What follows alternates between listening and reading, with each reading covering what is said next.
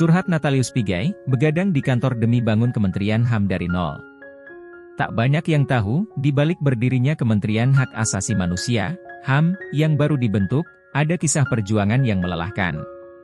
Menteri HAM Natalius Pigai mengungkapkan dirinya dan para staf sering bekerja hingga larut malam, bahkan tak jarang harus menginap di kantor demi menyusun struktur organisasi dan tata kerja, kementerian yang benar-benar baru ini. Kami bekerja siang dan malam, seringkali tidur di kantor. Sekretaris Jenderal, Inspektur Jenderal, Direktur Jenderal, para direktur, dan semua staf ikut bekerja keras untuk memastikan kementerian ini bisa berjalan dengan baik, ujar Pigai dalam rapat kerja bersama Komisi 13 DPR RI, Rabu, 5 Februari 2025. Saat pertama kali dilantik oleh Presiden Prabowo Subianto, Kementerian HAM masih dalam tahap awal pembentukan. Namun, Pigai mengklaim bahwa kementeriannya berhasil menjadi yang tercepat dalam menyusun struktur organisasi dan tata kelola. Kami adalah kementerian yang paling cepat menyelesaikan SOT. Ini adalah bentuk kinerja nyata dalam memperkuat kapasitas kelembagaan Kementerian HAM, ungkap Pigai dengan bangga. Bahkan, ia menegaskan bahwa Menteri Pendayagunaan Aparatur Negara dan Reformasi Birokrasi, Menpan RB, Rini Widiantini juga mengakui kecepatan Kementerian HAM dalam merampungkan struktur organisasinya. Menurut Menpan RB, Kementerian HAM adalah kementerian yang paling cepat menyelesaikan SOT.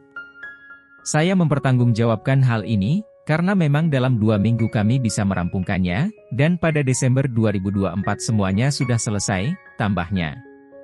Meskipun kini Kementerian HAM telah memiliki jajaran lengkap, awal mula berdirinya kementerian ini ternyata sangat menantang.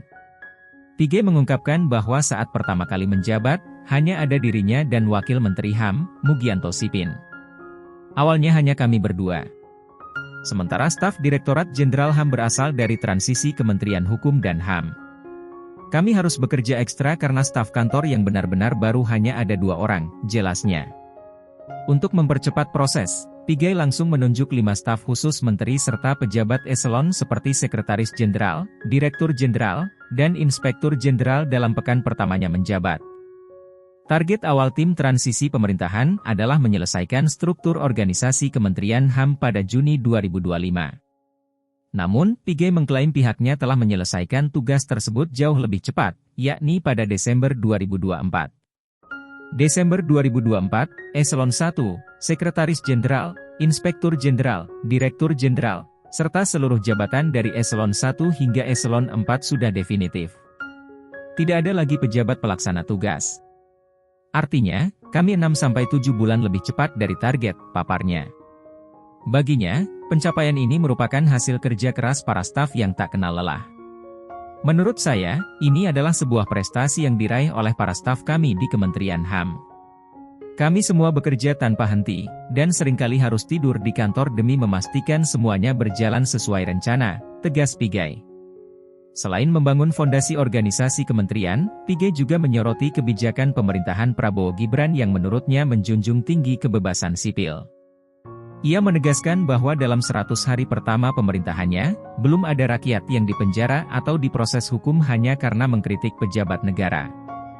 Dalam 100 hari ini, belum ada 1 orang pun yang ditahan, diproses hukum, atau dipenjara karena menghina pejabat negara. Pemerintah benar-benar menghormati kebebasan berekspresi, ujarnya. Pigai juga menyebut bahwa pemerintah tidak melakukan intervensi terhadap proses demokrasi, baik dalam pemilihan kepala daerah maupun dinamika politik lainnya. Dinamika demokrasi berjalan dengan aman dan damai. Baik itu oposisi, partai politik, aktivis, maupun masyarakat umum, semuanya bebas menyampaikan pendapat tanpa ada tekanan, katanya. Kisah Natalius Pigai dan para stafnya yang bekerja tanpa lelah demi membangun Kementerian HAM dari nol adalah bukti dedikasi yang luar biasa. Dari hanya 2 orang hingga kini menjadi kementerian dengan struktur yang solid, pencapaian ini patut diapresiasi. Meski masih menghadapi berbagai tantangan, langkah cepat Kementerian HAM dalam menata struktur organisasi dan menjamin kebebasan sipil menunjukkan komitmen kuat terhadap prinsip hak asasi manusia di Indonesia.